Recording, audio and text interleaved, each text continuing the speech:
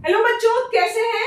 Bond length की अगर हम बात करें तो टर्मिनल हाइड्रोजन और बोरोन की जो बॉन्ड लेंथ होगी वो छोटी होगी, दो न्यूक्लियस के बीच में है, और यहाँ तीन न्यूक्लियस के बीच में है, boron, bridging hydrogen, then boron. तो यहाँ पे तीन न्यूक्लियस से लेंथ आ रही है, तो तीन न्यूक्लियस के बीच की लेंथ है, तो डेफिनेटली वो ज्यादा होगी। तो ब्रिजिंग ब्रिजिंग हाइड्रोजन से जो बोरोन कनेक्टेड है, मतलब 3 सेंटर 2 इलेक्ट्रॉन बॉन्ड जो है उसकी लेंथ ज्यादा होगी देन टर्मिनल हाइड्रोजन वाले बोरोन कनेक्टेड से।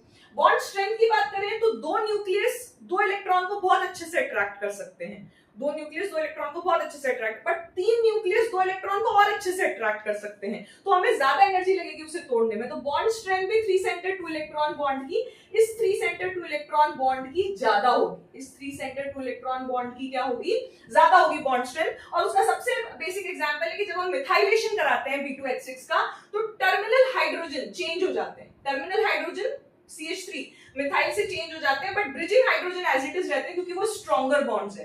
3 सेंटर 2 इलेक्ट्रॉन बॉन्ड्स क्या है, स्ट्रॉन्गर बॉन्ड्स है। Is it clear? यहां तक समझ में आया?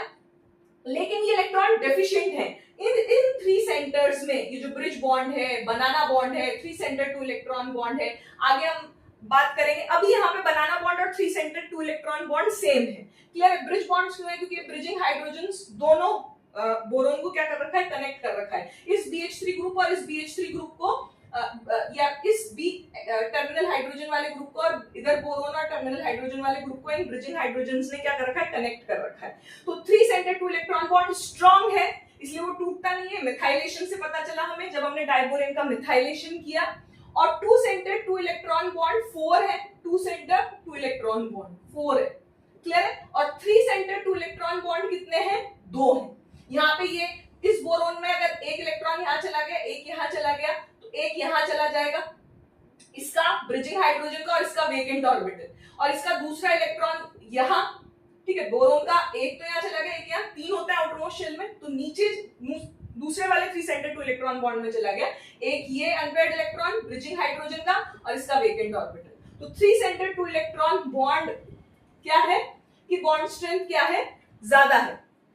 ठीक है, तो मिथाइलेशन से हमें पता चलता है। प्लस ये लुईस एसिड भी है, BH3 स्ट्रॉन्ग लुईस एसिड है।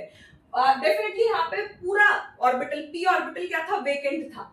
और B2H6 में इलेक्ट्रॉन डेंसिटी क्या हो गई, थोड़ी बहुत तो आई, उस वेकेंट ऑर्बिटल में इलेक्ट्रॉन डेंसिटी थोड़ी बहुत तो आई, लेकिन B2H6 भी इलेक्ट्रॉन डेफिशिएंट है, तो ये भी लुईस एसिड है। अगर लुईस एसिड का अटैक, जो कि हम नेक्स्ट शॉर्ट में पढ़ेंगे, कहां होता है, इन ब्रिजिंग बॉन्ड्स पे ही होता है, या तो सिमेट्रिकल टूटते हैं या अनसिमेट्रिकल टूटते हैं।